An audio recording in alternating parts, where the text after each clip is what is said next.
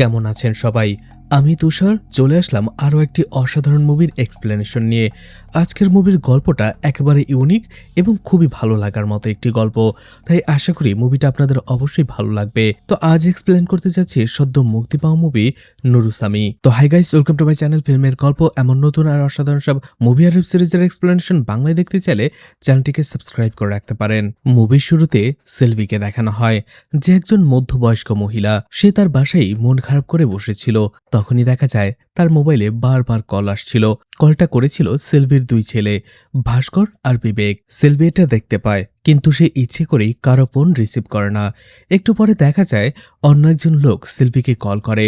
লোকটা আসলে কেরালার ছিল, আর সে সেলভিকে কাজ দেওয়ার জন্যই কথা বলছিল। সেলভির সাথে সাথে ফোনটা রিসিভ করে সেই লোকটা বলে, আমি আপনার ওইখানে কাজ করতে ইচ্ছুক। এই কথা শোনার পরে লোকটা বলে, তুমি কখন কাজে জয়েন করতে পারবে? সেলভি বলে, আমি এখনই রওনা দিচ্ছি, সকালের মধ্যে পৌঁছে যাব।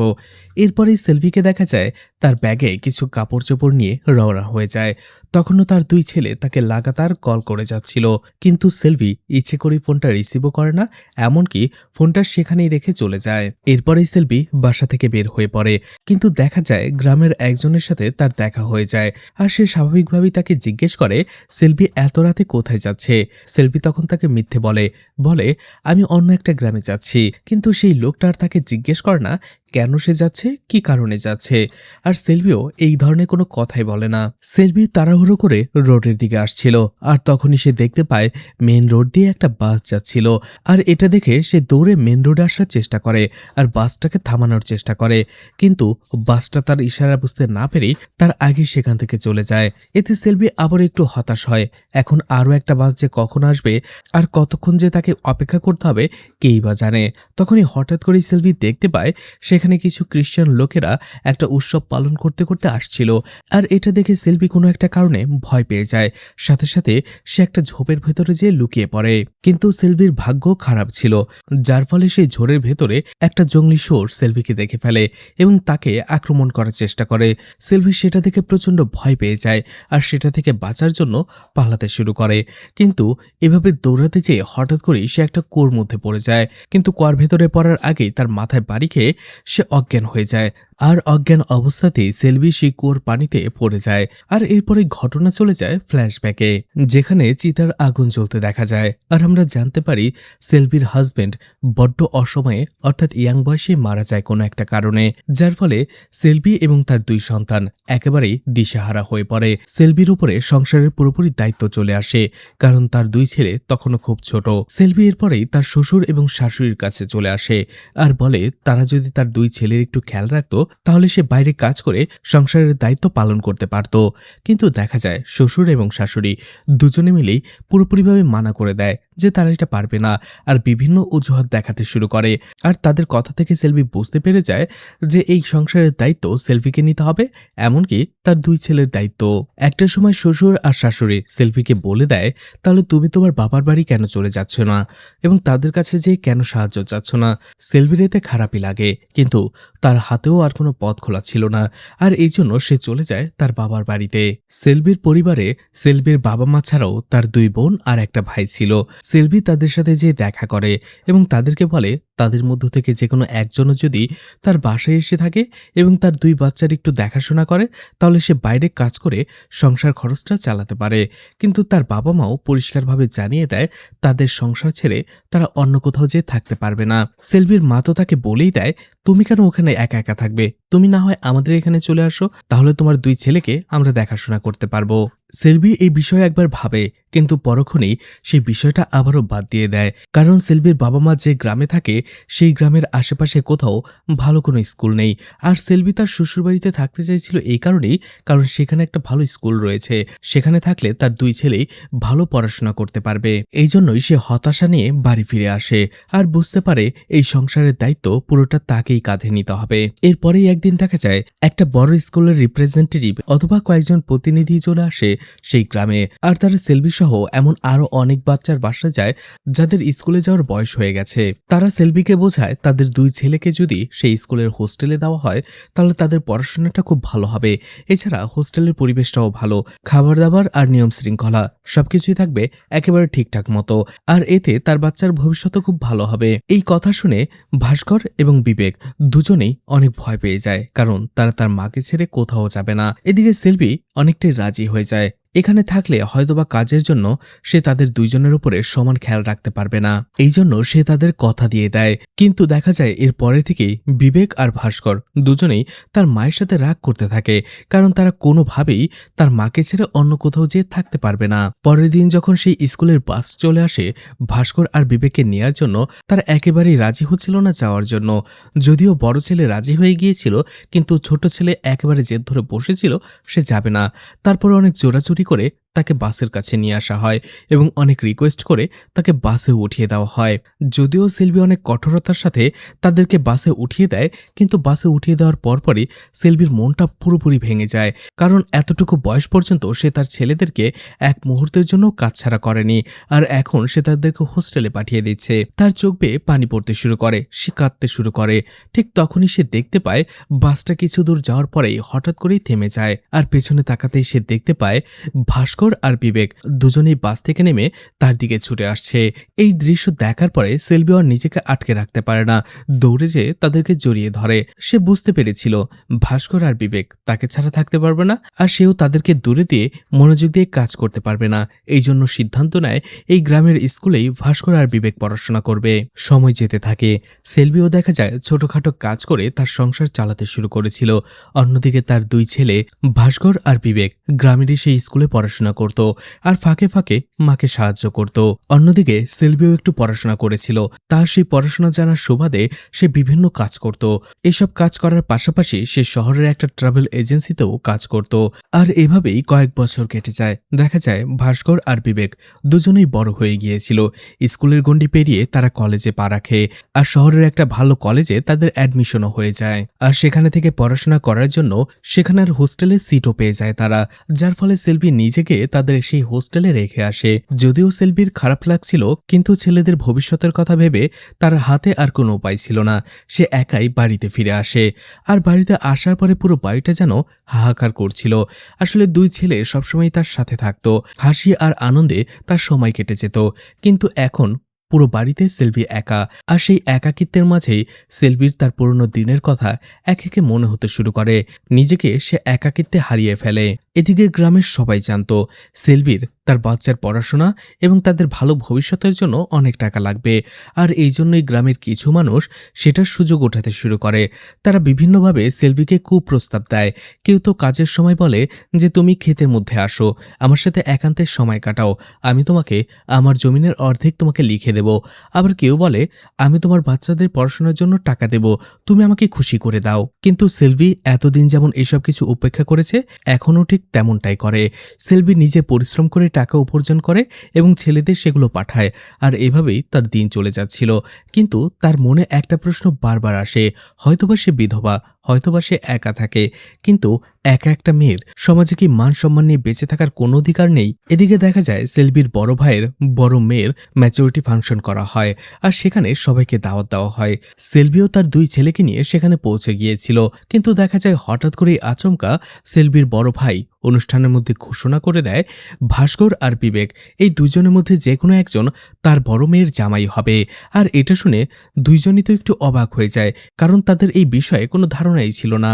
এরপরেই সেই গ্রামের একজন প্রভাবশালী লোক পেরুমালকে দেখানো হয়। এই পেরুমাল সবসময় সেলভির উপরে নজর রাখত। আসলে তারও তার উপরে কুনজর ছিল, কিন্তু যেহেতু জানতো যে সেলভি কারো প্রস্তাবে রাজি হয় না, এই জন্য সে তাকে অপমান করার জন্য সবসময় তার খুঁত ধরার চেষ্টা করত যে সে কোনো ভুল করে কিনা, যেটা দিয়ে তাকে অপমান করা যায় কিনা। অন্যদিকে সেলভিও এই বিষয়টা বরাবরই জানত, এই জন্য সে সবসময় পেরুমালকে উপেক্ষা করত এবং তার সামনে গেলে সবসময় সাবধানে কাজ করার চেষ্টা করত। এদিকে দেখা যায় সেই গ্রামের গ্রামের এই স্কুলের শিক্ষক মানিকান চলে আসে সেলভির বাসায়। তাদের দুইজনের পরিচয় অনেক আগে থেকেই। মানিকান এসে সেখানে সেলভিকে জানায় সে কি দ্বিতীয় বিয়ে করতে রাজি কিনা। এই কথাটা শুনে সেলভি চিন্তায় পড়ে যায়। আসলে সেলভিকে বারবারই এই গ্রামের বিভিন্ন পুরুষরা কুপ্রস্তাব দিয়েছে, কিন্তু কেউ কখনো ভালোভাবে তাকে জিজ্ঞেস করেনি তার কি চাই। এই প্রথমবার মানিকান স্যার তাকে ঠিকঠাকভাবে জিজ্ঞেস করেছে যে সে বিয়ে করবে কিনা। এদিকে সেলভি মানিকানকে সরাসরি কোনো উত্তর দেয় না, কিন্তু বলে একটা মেয়ে যখন বিধবা হয়ে যায় তার জীবন রাতারাতি বদলে যায়। তার জীবন আর কখনোই আগের মতো থাকে না। এই সমাজে তাকে আলাদা করে দেয়। সে কোনো ভালো ফাংশনে যেতে পারে না, কোনো মেয়েকে আশীর্বাদ পর্যন্ত দিতে পারে না। আসলে আমিও আর সবার মতোই একজন স্বাভাবিক মেয়ে হিসেবে এই সমাজে বাঁচতে চাই, কিন্তু সমাজ আমাকে সেই স্বাধীনতা কখনোই দেয়নি। মানিকান সেলভির এই কথাগুলো শুনে বুঝতে পারে দ্বিতীয় বিয়ে করতে সেও রাজি আছে। সেও চায় এই সমাজে স্বাভাবিকভাবে বেঁচে থাকার জন্য।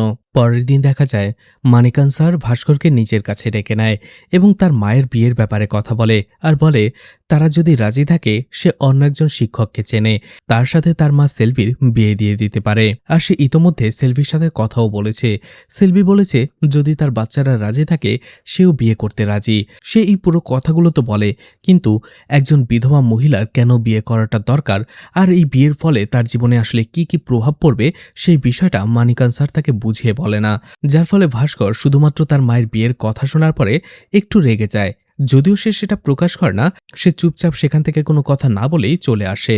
আসলে ভাস্করকেও তেমন একটা দোষ দেওয়া যায় না, সে একটা ইয়াং ছেলে, আর তার সামনেই যদি হঠাৎ করে তার মায়ের বিয়ের ব্যাপারে কথা বলা হয় তার তো একটু আনইজি এবং মন খারাপ হবেই। আর ভাস্করের বেলাও সেটাই হয়, কারণ এই বিয়ে হওয়ার ফলে যে প্রভাবটা তার মায়ের উপরে পড়বে সেটা সে বুঝতেই পারেনি। এছাড়া ভাস্করের বেশি রাগটা ছিল যখন সে জানতে পারে তার মাও বিয়েতে রাজি। এদিকে বাসায় আসার পরে দেখা যায় ভাস্কর তার মা সেলভির সাথে অনেক বেশি রেগেছিল। অন্যদিকে সেলভিও আন্দাজ করতে পেরেছিল যে মানিকান স্যার তার কাছে এসেছে, তার বিয়ের ব্যাপারে কথা বলেছে। এটা যদি ভাস্কর কোনোভাবে জেনে যায় তাহলে সে কিভাবে মুখ দেখাবে, আর ভাস্কর এই বিষয়টাকে কিভাবেই বা নেবে। আর দেখা যায় সেলভির ধারণাটাই সত্যি, ভাস্কর এই বিষয়টাকে মোটেও ভালোভাবে নেয়নি। সেলভি বারবার যে ভাস্করের সাথে ইনিয়ে বিনিয়ে কথা বলার চেষ্টা করে। একটা সময় ভাস্কর প্রচন্ড রেগে যায় আর বলে তোমার সাথে কি বলবো, তোমার কি এখনো বিয়ে করার বয়স আছে? তুমি যে বিয়েতে রাজি হয়ে গেলে তোমার কি একটুও লজ্জা করলো না? তুমি কি ভাবলে না যে আশেপাশের মানুষ এই বিষয়টা নিয়ে কি বলবে? এরপরে ভাস্কর আয়না নিয়ে বারবার নিজের মাকে তার মুখ দেখাতে শুরু করে আর বলে নিজেকে ভালো করে দেখো, ভালো করে দেখো তো এখন কি তোমার বিয়ের বয়স আছে? আসলে ভাস্কর এই সমাজের একজন মানুষের মতোই তার মায়ের সাথে আচরণ করছিল, আর ভাস্করের এমন রূপ দেখে তার মায়ের ভেতরটা দুমড়ে মুচড়ে শেষ হয়ে যায়। সে কোনোভাবে ভাস্করের থেকে এমন আচরণ আশা করেনি। এদিকে ভাস্কর এই টেনশনে এতটাই ডুবে গিয়েছিল যে সে ঠিকঠাকভাবে পড়াশোনাও করতে পারছিল না, এমনকি এক্সামটাও সে মন দিয়ে দিতে পারছিল না। এদিকে দেখা যায় সেলভি সেই ট্রাভেল এজেন্সির কাজটা ছেড়ে কেরালায় চলে আসে একটা বাসাতে কাজ করার জন্য। আর সেখানে আসার পরে সে বারবার ভাস্করকে কল করে যাচ্ছিল, কিন্তু কলটাই রিসিভ করছিল না ভাস্কর। আসলে সেলভি ভাস্করকে জানাতে চাইছিল যে ভাস্কর যা চাইবে সেলভি সেটাই করবে, কিন্তু সেই কথাটা বলারও সুযোগ দেয়নি ভাস্কর তাকে। আর এতে সেলভি ভেতর থেকে অনেক বেশি কষ্ট পায়। এদিকে দেখা যায় সেখানে যে বাসায় সেলভি কাজ করত সেই বাসারই দম্পতি তারা টিভিতে মুভি দেখছিল, আর সেখানে একটা রোমান্টিক সিন আসার পরে তারাও নিজেদের ভেতরে একটু প্রাইভেট কথা বলতে শুরু করে। অন্যদিকে সেখানেই কাজ করছিল সেলভি, সেও তাদের এই কথা শুনে ফেলে, আর এতে সে একটু লজ্জা পেয়ে যায় আর তার ভেতরে অদ্ভুত এক অনুভূতি কাজ করে। এদিকে ভাস্করকে দেখা যায় ধীরে ধীরে সে মদ আর সিগারেটের নেশায় ডুবে যাচ্ছিল। অন্যদিকে সেলভিও বুঝতে পারে ভাস্কর তার ফোন কোনোভাবেই ধরবে না, আর সে তার উপরে সে বিয়ের কথা নিয়ে অনেক বেশি রাগ করেছে। এই জন্য সেলভি যখন ভাস্করের কাছে তার কলেজের টাকাটা পাঠিয়ে দেয় সেই টাকার ভেতরে সে লিখে দেয় সে আর দ্বিতীয়বার বিয়ের কথা বলবে না, ভাস্কর যা চায় সেটাই হবে। ভাস্কর যেন তার সাথে রাগ না করে আর সে যেন মনোযোগ দিয়ে পড়াশোনাটা করে। ভাস্কর এটা দেখে তার মাথা থেকে সমস্ত চিন্তা ঝেড়ে ফেলে আবারও পড়াশোনায় মনোযোগ দেয়। আর সেখানে দেখা যায় কলেজে একজন সিস্টার তার পড়াশোনায় অনেক বেশি সাহায্য করে, আর ভাস্করও পড়াশোনা কমপ্লিট করে ইঞ্জিনিয়ার হয়ে যায়। কিন্তু দেখা যায় ইঞ্জিনিয়ারিং শেষ করে সে কোনো চাকরিতে জয়েন না করে বরং নিজের একটা কোচিং সেন্টার খুলে বসে। আর এরপরেই ঘটনা চলে আসে 5 বছর পরে। এরপরেই বিবেককে দেখানো হয় যে এখনো কলেজেই পড়াশোনা করছিল, আর সে একই কলেজের মেয়ে সান্ধিয়াকে পছন্দ করত। আসলে আসলে তারা একে অপরকে ভালোবাসতো। আর সান্দিয়াও ছিল বিবেকেরই গ্রামের, তাই তারা একদিন একই সাথে বাড়ি ফিরতে শুরু করে। কিন্তু দেখা যায় সেখানে বাসের সিট ভরে গিয়েছিল, শুধুমাত্র একটা স্লিপার সিট খালি ছিল, যার ফলে বাধ্য হয়ে বিবেক আর সান্ধিয়াকে সেই একটা স্লিপার সিট শেয়ার করতে হয়। কিন্তু কথায় আছে, যেখানে বাঘের ভয় সেখানেই সন্ধে হয়। কাকতালীয়ভাবে সেই বাসে কিছুক্ষণ পরে সান্ধিয়ার মাও উঠে বসে। বিবেক আর সান্ধিয়া যে স্লিপার সিটে বসে তার ঠিক বিপরীত পাশেই সান্ধিয়ার মা নর্মাল সিটে বসে যায়। আর হঠাৎ করেই তার চোখ পড়ে সেখানে রাখা জুতোর উপরে, যে জুতোটা ছিল সান্ধিয়ার। আর সান্ধিয়ার জুতো দেখে সে চিনতে পেরে যায় যে এমন জুতো তো তার মেয়েও পরে। তার উপরে আবার একই স্লিপার সিটের ভেতর থেকে সে ছেলে আর মেয়ের ফুসফুস করে কথার আওয়াজ শুনতে পায়। এরপরেই সান্ধিয়ার মা একেবারে নিশ্চিত হবার জন্য সাথে সাথেই সান্ধিয়াকে কল করে, আর কলটা বেজে ওঠে সেই স্লিপার সিটের ভেতরেই। আর এতে করে সান্ধিয়ার মা পুরোপুরি নিশ্চিত হয়ে যায়। আর তখনই সান্ধিয়াকে বাড়িতে নিয়ে আসার পরে তার বাবা আর মা দুজনেই পেটাতে শুরু করে। তারা ভাবছিল সান্ধিয়া সেই স্লিপার কোচে ছেলেটার সাথে বাজে কিছু করছিল, আর শহরে পড়ালেখার নাম করে তাদের মেয়ে এসব করেই বেড়ায়। পরের দিন দেখা যায় সান্ধিয়ার মা চলে আসে সেলভির কাছে, আর বিবেকের জুতোগুলো সেলভির মুখের মধ্যে ছুঁড়ে মারে। এরপরেই বলে, তোমার ছেলেকে আমার মেয়ের থেকে দূরে থাকতে বলো। সেলভিও প্রচন্ড রেগে যায়। বাড়ি ফিরে সেই জুতোগুলো ছুঁড়ে মারে বিবেকের দিকে, কারণ সেও বিশ্বাস করে নিয়েছিল যে বাসের ভেতরে আসার সময় হয়তো বিবেকও কোনো মেয়ের সাথে খারাপ কিছু করতে করতে এসেছে। এছাড়া তাকে অনেক কথাও শোনায়, কিন্তু বিবেক তার মাকে বলে সে তাকে ভুল বুঝছে। আসলে বাসে কোনো সিটই ছিল না, বাধ্য হয়ে একটা স্লিপার সিটেই তারা উঠে বসেছে এবং সেটা শেয়ার করতে হয়েছে। এরপরে সেলভি জিজ্ঞেস করে, সান্ধিয়ার সাথে তার কি আর কোনো সম্পর্ক নেই? সান্ধিয়ার মা তাহলে এমন কেন বলল? তখন বিবেক তাকে সবকিছু খুলে বলে যে সেই বাসের সিটে তারা বাধ্য হয়ে এসেছে, কিন্তু ছোটবেলা থেকেই তারা একসাথে বড় হয়েছে, একই স্কুলে পড়েছে, একই কলেজে পড়েছে, আর সেখান থেকেই তাদের মধ্যে একটা সম্পর্ক গড়ে ওঠে। তারা একে অপরকে ভালোবেসে ফেলেছে।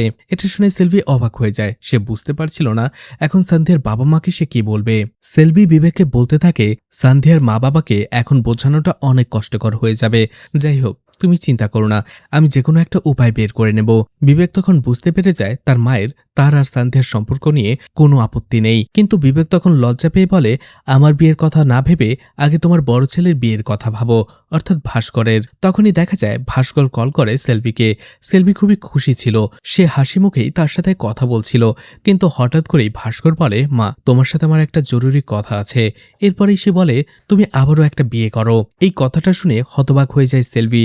সে প্রচন্ড রেগে যায়, তার ভেতরে থাকা ক্ষোভ আবারও জেগে ওঠে। সে 2 দিন পর্যন্ত ভাস্করের সাথে কথাই বলে না। এদিকে ভাস্করও ছেড়ে দেবার পাত্র নয়। সে বারবার তার মাকে কল করে, তার মায়ের সাথে কথা বলে এবং তাকে বোঝায় যে হ্যাঁ, আমার ভুল হয়েছে, তখন হয়তো আমি বুঝিনি বিষয়টা, কিন্তু এখন আমি বুঝতে পারছি আমি আর বিবেক বড় হয়ে গেছি, হয়তোবা কিছুদিন পরে আমরা বিয়েও করে নেব। এরপরে যার যার সংসার নিয়ে ব্যস্ত হয়ে পড়ব, হয়তোবা আমাদের গ্রামে কখনো থাকাও হবে না। তাহলে তোমার কি হবে? তুমি তো পুরোপুরি একা হয়ে যাবে। তুমি আমাদের বড় করতে যে, মানুষ করতে যে তোমার পুরো জীবনটাই নষ্ট করে দিয়েছ। কিন্তু আমি চাই তুমিও তোমার জীবনটাকে এনজয় করো, কারণ তোমার সেই অধিকার রয়েছে। আর এভাবেই সে বারবার সেলভিকে বোঝাতে থাকে। এদিকে বিবেক এই বিষয়টা জানত না।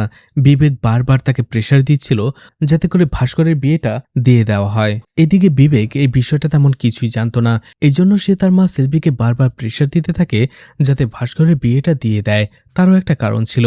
আসলে সেই ঘটনার পরে সান্ধিয়ার পরিবার থেকে সান্ধিয়ার বিয়ের ব্যাপার নিয়ে কথা বলছে, আলোচনা করছে। এই জন্য বিবেক চাইছে ভাস্করের বিয়েটা হয়ে গেলে সে তার আর সান্ধিয়ার বিয়ের ব্যাপার নিয়ে প্ল্যান শুরু করবে। অন্যদিকে ভাস্কর অন্য ভাবনা ভেবে বসেছিল। সে পণ করেছিল তার মা সেলভির দ্বিতীয়বার বিয়ে দেওয়ার আগ পর্যন্ত সে বিয়ে করবে না। এদিকে ভাস্কর রোজ তার মাকে একই কথা বলে যাচ্ছিল।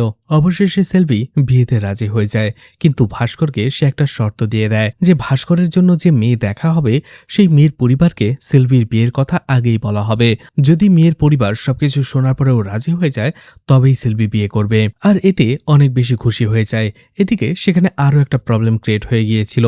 সেটা হচ্ছে সেলভির যে বড় ভাই, সে তো একটা অনুষ্ঠানে বলেই দিয়েছিল যে ভাস্কর আর বিবেকের মধ্যে যে কোনো একজন তার বড় মেয়ের জামাই হবে, অর্থাৎ বড় মেয়ের সাথে তাকে বিয়ে দেওয়া হবে। কিন্তু ভাস্কর বা বিবেক কেউ তার মামাতো বোনকে বিয়ে করার জন্য একেবারেই রাজি ছিল না। যাই হোক, ম্যাট্রিমনিতে ভাস্কর একটি মেয়েকে দেখে। সেই মেয়ের প্রোফাইল দেখে তার ভালো লাগে। সেখানে চলে যায় দেখা করতে। ভাস্কর সেই মেয়ে বন্দনাদের বাসায় চলে যায়, আর ভাস্কর সেখানে যেয়ে জানতে পারে বন্দনার পরিবারের সবাই কন্টেন্ট বানাতে অনেক বেশি পছন্দ করে। এই জন্য তারা তাদের নিত্যদিনের প্রত্যেকটা জিনিসকেই কন্টেন্ট হিসেবে বানায়। যখন ভাস্কর সেখানে চলে যায়, ভাস্করকে নিয়েও তারা কন্টেন্ট বানাতে শুরু করে। এতে ভাস্কর একটু অস্বস্তি ফিল করলেও সে সেখান থেকে যায় না, বন্দনার সাথে কথা বলে। আর তার মায়ের শর্ত অনুযায়ী সে তার মায়ের বিয়ের কথাটা বন্দনাকে বলে, আর বলে সে তার মাকে বিয়ে করাতে চায়। আগে তার মায়ের বিয়ে হবে, তারপরেই সে তার বিয়ের কথা নিয়ে ভাববে। সে এখানে এসেছে বন্দনার সাথে পরিচয় হতে এবং এই বিষয়টা জানানোর জন্য। এটা শুনে বন্দনা একটু অবাক হয়। এরপরেই বন্দনা ভাস্করকে জিজ্ঞেস করে সে তার মাকে আবারও বিয়ে করাতে কেন চায়। এরপরেই ভাস্কর ছোটবেলা থেকে তার জীবন কাহিনী বলে, পুরো ঘটনা বলতে শুরু করে। আর বলে যখন পড়াশোনার জন্য সে কলেজে ওঠে, সেখানে সে ছোট্ট একটা রুমে থাকতো, আর তার মা শিল্পীও মাঝে মধ্যে তার রুম পরিষ্কার করে দেওয়ার জন্য সেখানে আসতো। আর একদিন সেখানে সে একটি ছোট্ট ইঁদুরকে ধরেছিল, যে ইঁদুরটা বেশ জ্বালাতন করছিল তাকে। শিল্পী যখন সেই ইঁদুরটাকে ধরে ফেলে, ভাস্করের তখন মনে হতে থাকে হয়তোবা সেই ইঁদুরের সাথে তার মায়েরও অনেক মিল রয়েছে। আসলে সেই ইঁদুরটা নিজের জীবনকে বিপন্ন করে তার বাচ্চাদের জন্য খাবার আনতে গিয়েছিল, আর ঠিক তেমনিও তার মা নিজের জীবন বিপন্ন করে তাদেরকে লালন পালন করেছে, পড়াশোনা করেছে, বড় করে তুলেছে, কিন্তু নিজের জীবনের কথা সে একবারও ভাবেনি। ভাস্কর বন্দনাকে কলেজের সেই সিস্টারের কথাও বলে, যখন সেলভি নিজে থেকেই ভাস্করকে বিয়ের কথা বলেছিল, আর ভাস্কর রেগে গিয়েছিল, আর সে পড়ালেখা থেকে একেবারেই সরে গিয়েছিল। তখন সেই সিস্টার তার সাথে কথা বলেছিল, তখন ভাস্কর সেই সিস্টারকে তার মায়ের সাথে হওয়া সব ঘটনা খুলে বলে। তার মা আবারও বিয়ে করতে চাইছে, আর এটা সে কোনোভাবে মেনে নিতে পারেনি। এই জন্য সে তার মাকে অনেক কটু কথা শুনিয়েছে এবং বাজেভাবে অপমান করেছে, আর এই জন্য সে পড়ালেখায় একেবারেই মনোযোগ দিতে পারছে না। আসলে সে কখনো বুঝতেই পারেনি যে তার মায়েরও একটা আলাদা জীবন রয়েছে, আর সেটা তার থাকা উচিত, এটা তার অধিকার। তখন সেই সিস্টার ভাস্করকে বোঝায় সে ওপর থেকে যেটা দেখছে সেটা একেবারেই ঠিক নয়। সমাজের চোখ দিয়ে সে যেন তার মাকে বিচার না করে। মানুষের কিছু মৌলিক চাহিদা থাকে, খাবার, ঘুম, বাসস্থান ছাড়াও একজন সাথীর প্রয়োজন হয়। হয়তো মানুষ বাইরে থেকে একজন সাথী বা সঙ্গীকে ছাড়া পুরোপুরিভাবে বেঁচে থাকতে পারে, দিন কাটিয়ে দিতে পারে, কিন্তু ভেতরে ভেতরে একাকিত্ব তাকে গ্রাস করে নেয়। তার মাও নিজের সব ইচ্ছা আকাঙ্ক্ষা বাদ দিয়ে শুধুমাত্র তাদেরকে মানুষ করার দিকে ফোকাস করেছে। সে তার জীবনের সব সকালাত মাটি করে দিয়েছে। সেই সিস্টারের কথা শোনার পর ভাস্কর ধীরে ধীরে নিজের ভুলটা বুঝতে পেরেছিল, আর এর পরে থেকে সে সিদ্ধান্ত নিয়েছিল সে তার মাকে দ্বিতীয়বার বিয়ে করাবে। আর এই কথাগুলোই সে বন্দনাকে বলছিল। ভাস্করের এমন চিন্তাভাবনা শোনার পরে বন্দনা তার প্রশংসা করতে থাকে, আর সেখানে বন্দনার কথা থেকে আমরা জানতে পারি বন্দনা এখন বিয়ে করতে একেবারেই রাজি নয়। যেহেতু দুজনের পরিস্থিতিটা প্রায় একই রকম, এই জন্য তারা একটা পরিকল্পনা করে, প্ল্যান করে। ভাস্কর আর বন্দনা প্ল্যান করে যে তারা পরিবারকে জানিয়ে দেবে তারা বিয়ে করতে রাজি, কিন্তু তাদের একটু সময় দরকার, আর এতে করে বন্দনার বাবা মাও একটু শান্ত থাকবে।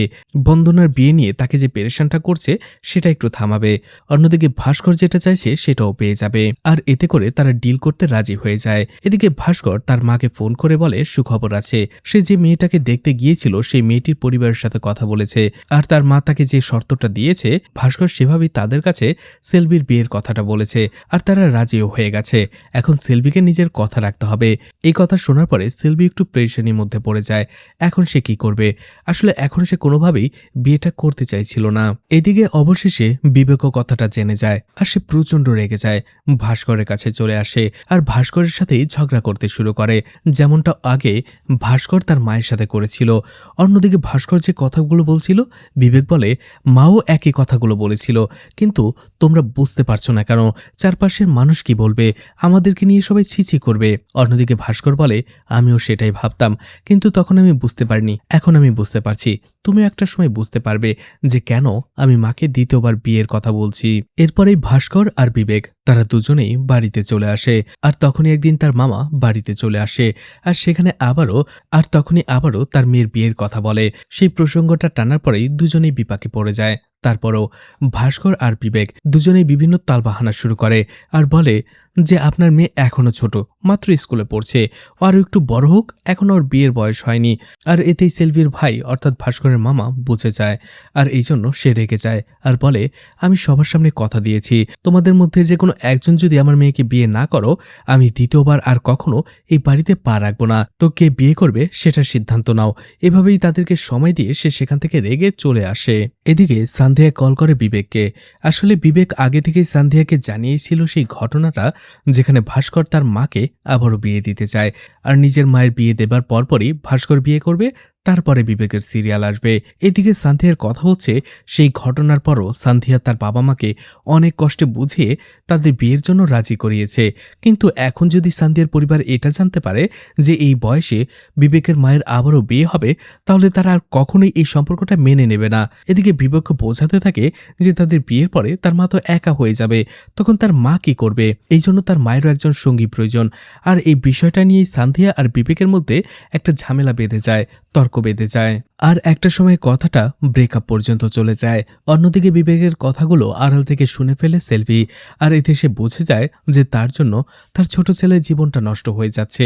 এই জন্য সে ভাস্করের কাছে যায়, তার সাথে রাগারাগি করে আর বলে আজকে যেসব পরিস্থিতির সৃষ্টি হয়েছে এই পুরোটাই ভাস্করের জন্য হয়েছে। এদিকে দেখা যায় বন্দনা কল করে ভাস্করকে, সেখানের অগ্রগতি কত দূর, কিন্তু ভাস্কর জানায় যে তার মা আবারও বেঁকে বসেছে, সে বিয়ে করতে রাজি হচ্ছে না। সেলভি যাতে বিয়েটা করে নেয় সেই জন্য তারা আরও একটু মিথ্যে নাটক করে, একটা ফেক এঙ্গেজমেন্টের অনুষ্ঠান করে, আর সেখানের কিছু ছবি সে সেলভিকে দেখায় আর বলে তাদের এঙ্গেজমেন্টটা হয়ে গেছে, এখন যেন সেলভি বিয়েটা করে নেয়। কিন্তু তখনও সে বিবেকের জন্য কোনোভাবেই রাজি হচ্ছিল না।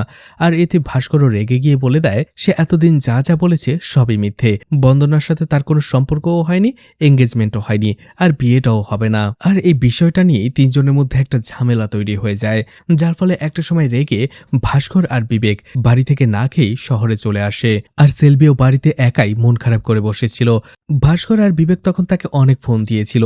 এরপরেই মুভি শেষ শুরুর ঘটনা দেখানো হয়, যেখানে সেলভি বাড়িতে একা মন খারাপ করে বসেছিল। ভাস্কর আর বিবেক তাকে বারবার কল করে যাচ্ছিল, কিন্তু সে ফোনটা রিসিভ করে না, এবং সেই কেরালার লোকটার সাথে কথা বলে সে এখনই চলে আসছে, তার বাড়িতে সে কাজ করবে। আর বাসে ওঠার উদ্দেশ্যে সে রাস্তায় চলে আসে, যেখানে কয়েকজন গ্রামের খ্রিস্টান লোকদের দেখে নিজেকে আড়াল করার জন্য একটা ঝোপের মধ্যে লোকায়। আর সেখানেই জঙ্গলি শুয়োরের হামলা থেকে বাঁচার জন্য সে দৌড়ে পালাতে যায়, আর তখনই কুয়োর ভেতরে পড়ে অজ্ঞান হয়ে যায়। এরপর এই ঘটনা বর্তমানে চলে আসে, যেখানে ভাস্কর আর বিবেক তার মাকে হন্য হয়ে খুঁজছিল। তারা বিভিন্ন মন্দিরে খোঁজে, গ্রামের সবার কাছে খোঁজ নেয়, বিভিন্ন বাস স্ট্যান্ড সব জায়গায় খোঁজ নেয়, এমনকি তারা পুলিশেও মিসিং কমপ্লেন করে। কয়েকদিন পরে একটা হাসপাতাল থেকে কল আসে, তারা সেখানেই চলে যায়। সেখানে ম্যারি নামের একজন মেয়ে পুলিশকে বলে আসলে সেই রাতে যখন তারা একটা উৎসবের জন্য কয়েকজন লোক মিলে একসাথে যাচ্ছিল, তখনই হঠাৎ করেই ঝোরের ভেতর থেকে সে কারো দৌড়ে যাওয়ার শব্দ শুনতে পায়, আর ধপাস করে কিছু একটা পড়ার শব্দ শুনতে পায়। কৌতূহলবশত তারা সেখানে চলে যায়, কিন্তু সেখানে কাউকেই দেখতে পায় না। তখনই ম্যারির সন্দেহ হয়েছিল, যার ফলে সে নিজেই কুয়োতে লাফ দিয়েছিল, আর সেখান থেকেই অজ্ঞান সেলভিকে উদ্ধার করে। এরপরেই তাকে হাসপাতালে নিয়ে আসা হয়েছিল। এদিকে সেলভির জ্ঞান ফেরে, দেখা যায় তার দুই ছেলের জন্য তার অনেক খারাপ লাগতে থাকে, কিন্তু সে কিছু বলার আগেই দেখা যায় তার ভাই ভেতরে চলে আসে।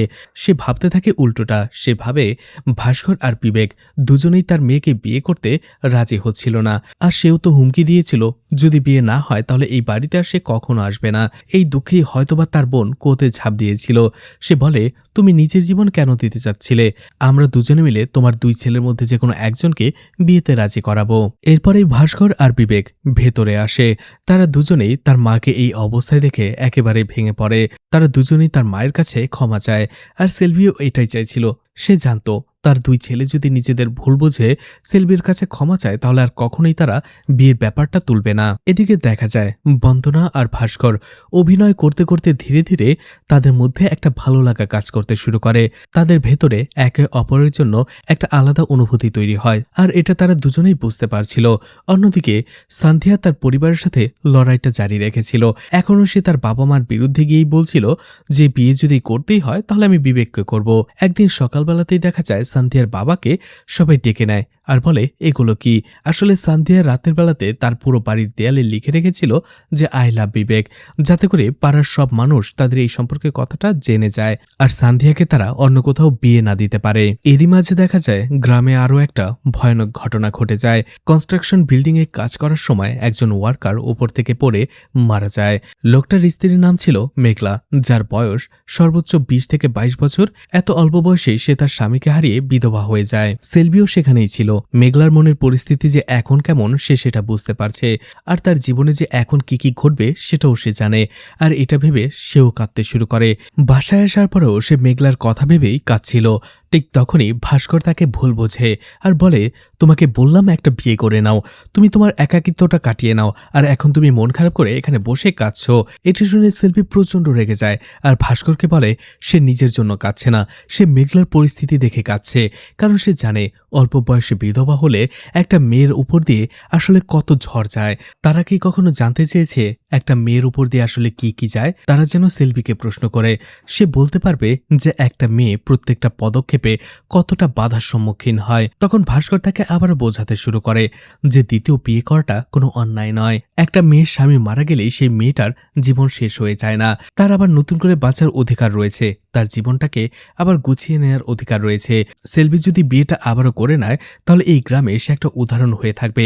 সেলভি যদি এই কাজটা করে তাহলে তাকে দেখে মেঘলার মতো মেয়েরাও আবারও দ্বিতীয় বিবাহ করতে রাজি হবে। তাদের ছোট ছোট বাচ্চারা নতুন একজন বাবা পাবে, সে একজন সঙ্গী পাবে। ভাস্কর চাইছিল এই সমাজের জন্য তার মাই প্রথম পদক্ষেপটা ওঠাক। একটু পরে সেলভি নিজে থেকেই ভাস্করকে কল করে আর বলে সে বিয়ে করতে রাজি আছে, যা হবে পরে দেখা যাবে। এই কথাটা শোনার পরে ভাস্কর আর বিবেক দুজনেই খুব খুশি হয়ে যায়। আসলে বিবেক এতদিনে বুঝতে পেরে গিয়েছিল যে তার মায়ের দ্বিতীয় বিয়ে করাটা কতটা জরুরি। আর এরপরেই দেখা যায় ভাস্কর আর বিবেক মিলে তার মায়ের ছবি তোলে। এরপরে তারা লোকাল একজন ঘটকের কাছে চলে যায় আর তারা তাকে পাত্র খুঁজতে বলে। এছাড়া এটাও জানিয়ে দেয় এই বিষয়টা যেন একেবারেই গোপন থাকে, তারা চারজন ছাড়া যেন এই বিষয়টা বাইরে না আসে। এরই মাঝে বেশ কয়েকজন পাত্রের ছবি দেখানো হয় সেলভিকে, কিন্তু সেলভির কাউকেই ভালো লাগে না। এদিকে পেরুমলের আবারও সন্দেহ হচ্ছিল সেলভিকে নিয়ে। তার মনে হচ্ছিল সেলভি এবং তার দুই ছেলে মিলে নিশ্চয়ই গোপনে গোপনে কিছু একটা করছে, যেটা সবার কাছ থেকে তারা লুকাচ্ছে। এই জন্য সেও তাদের পিছু করতে শুরু করে। এদিকে দেখা যায় ম্যারিও যখন এই বিষয়টা জানতে পারে তখন ম্যারি নিজের গ্রামেই সেলভির জন্য পাত্র দেখতে শুরু করে। আর সেখানে তাদের গ্রামের একজন লোকের সাথে সেলভিকে দেখা করতে নিয়ে যায়, যে লোকটার নাম ছিল ইরুমালাই। ইরুমালাই সেলভিকে দেখার পরেই তাকে ভালো লাগতে শুরু করে।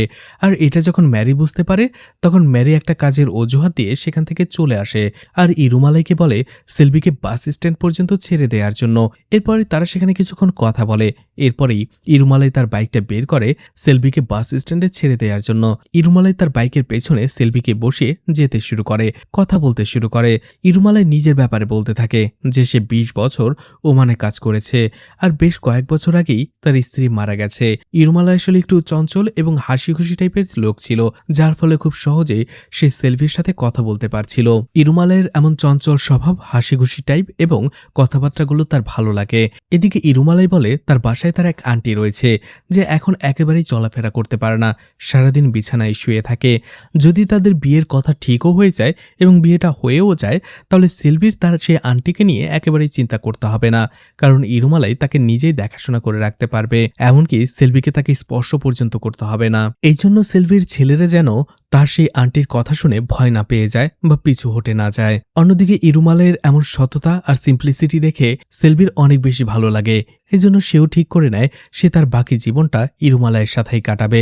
অন্যদিকে ইরুমালাইও ঠিক করে নেয় এই সম্পর্কটাকে সে আগে বাড়িয়ে নিয়ে যেতে চায়। আর এভাবেই দেখা যায় ধীরে ধীরে তাদের দুইজনের মধ্যে একটা ভালো সম্পর্ক তৈরি হয়ে যায়। কয়েকদিন পরে ইরুমালাইয়ের পরিবারের লোকেরা চলে আসে সেলভির বাসায় বিয়ের কথা পাকাপাকি করার জন্য। আর তখনই একটা কথা জানা যায় যে ইরুমালাইয়ের ছোট্ট একটা মেয়েও রয়েছে। এদিকে যখনই বিয়ের কথা ঠিক হতে যাবে ঠিক ওই সময়টাতে ভাস্কর বাধা দেয়। ভাস্করের মতে বিয়ের জন্য এত তাড়াহুড়ো করার কি আছে, এখনো তো সময় আছে। ইরুমালাই এবং তার পরিবার যেমন ভাস্করের বাড়িতে এসেছে, ভাস্কর এবং তার পরিবারও ইরুমালাইয়ের বাড়িতে যাবে। দেখা সাক্ষাৎ হোক, কথাবার্তা হোক, তারপরে সবকিছু ঠিকঠাক মনে হলে বিয়ের কথা আগানো যাবে। এই কথাটা শুনে ইরুমালাই এবং সেলভি দুজনের মনটাই একটু খারাপ হয়ে যায়, কারণ তারা দুজনেই ইতোমধ্যে একে অপরের ব্যাপারে সবকিছু জেনে ফেলেছিল আর তারা চাইছিল বিয়েটা হোক। কিন্তু ভাস্কর চিন্তা করছিল অন্য কিছু একটা নিয়ে। আসলে সে কোনোভাবেই চাইছিল না এই কথাটা সময়ের আগে গ্রামে জানাজানি হয়ে যায়। কিন্তু দেখা যায় শত গোপন করার সত্ত্বেও সেলভির এক বোনের কানে এই বিয়ের খবরটা পৌঁছে যায়। এদিকে দেখা যায় ভাস্কর চলে আসে ইরুমালাইয়ের সাথে দেখা করতে আর বলে সে জানতে পেরেছে ইরুমালাইকে তার মায়ের অনেক পছন্দ। আসলে সে দুঃখিত, সেই দিন তারা বিয়ের ডেট ঠিক করতে গেলেও সে বাধা দিয়েছে, কারণ এই বিয়ের ডেটটা সে গ্রামবাসীকে কোনোভাবেই জানতে দিতে চায় না, তাহলে তারা বিয়েতে বাধা দেবে। ইরুমালাই বলে সে ভাস্করের কথা বুঝতে পেরেছে, তাহলে বিয়েটা কবে হবে? তখনই ভাস্কর বলে কালকে। আর এভাবেই সে প্রথমবারের মতো ইরুমালাইকে বাবা বলে ডাকে। এটা শুনে ইরুমালাই অবাক হয়ে যায়, তার ভালোও লাগে। এদিকে দেখা যায় মন্দিরের আশেপাশেই ভাস্কর অনেক কাজ করছিল যাতে করে বিয়েটা সে সেখানে দিতে পারে। এদিকে পেরুমাল, সে তো সবসময় তাদের উপরে নজর রাখছিল। সে তখন একটা আইডিয়া পেয়ে যায় যে ভাস্কর গ্রামের মন্দিরে কারো তো একটা বিয়ের আয়োজন করছে। যেহেতু পেরুমাল সবসময় তাদের উপরে নজর রাখছিল, তাই ছোটখাটো যে ঘটনাগুলো ঘটেছিল সে দেখেছিল, সেগুলো একত্র করতে করতে সে বুঝে যায় ভাস্কর আসলে গ্রামের মন্দিরে নিজের মায়ের বিয়ে দিতে যাচ্ছে। এটা শুনে সে প্রচণ্ড রেগে যায়। সাথে সাথে গ্রামের বেশ কয়েকজন মানুষকে একত্রিত করে বলে যদি গ্রামের একজন বিধবা মহিলা এভাবে দ্বিতীয়বার বিয়ে করে তাহলে গ্রামের বাকি মহিলারাও সাহস পেয়ে যাবে। তাহলে এই সমাজে পুরুষের দামটা থাকলো কোথায়, পুরুষের মর্যাদা থাকলো কোথায়?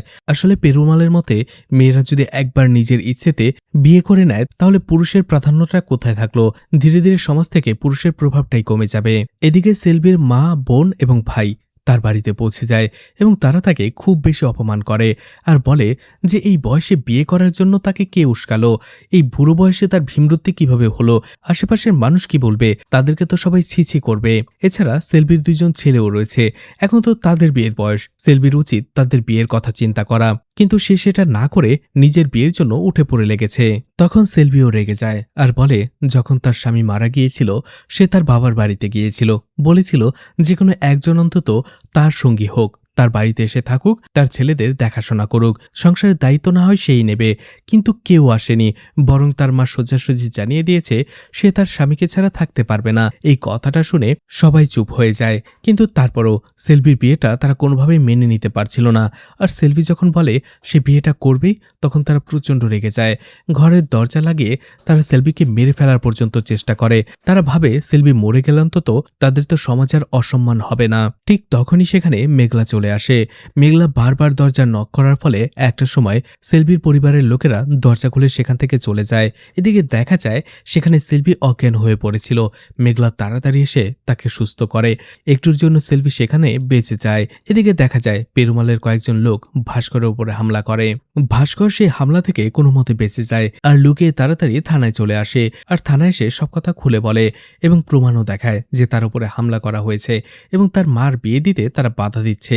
এই কথা শোনার পরে পুলিশ উল্টো তাকে সাহায্য করার পরিবর্তে তার সাথে মজা নিতে শুরু করে যে পড়ালেখা করে তুমি কি শিখলে? এই বয়সে তুমি তোমার মায়ের আবারও বিয়ে দিতে চাইছো? যখন ভাস্কর আবারও রেগে কথা বলে তখন পুলিশরা তাকে গলা ধাক্কা দিয়ে বের করে দেয় সেখান থেকে। এরপরেই ভাস্কর আর বিবেক সেখান থেকে বাসায় চলে আসে আর বিয়ের সমস্ত জিনিসপত্র সেলভিকে দেখায়। এসব জিনিসপত্র দেখার পরে সেলভিও বুঝে যায় বিয়েটা আসলে কালকেই। ভাস্কর আর বিবেক আসলে কাউকেই জানায়নি যে বিয়েটা কবে, কালকেই বিয়ে হবে। এমন কথা শোনার পরে সেলভি কেমন যেন একটু উদাস হয়ে যায়। সে দ্বিধায় পড়ে যায়। তার মনের ভেতরে একে একে অনেকগুলো প্রশ্ন জাগে। সে ভাবে বিয়ের পরে সে কি তার সন্তানদের থেকে আলাদা হয়ে যাবে? তাদের মধ্যে কি দূরত্ব তৈরি হবে?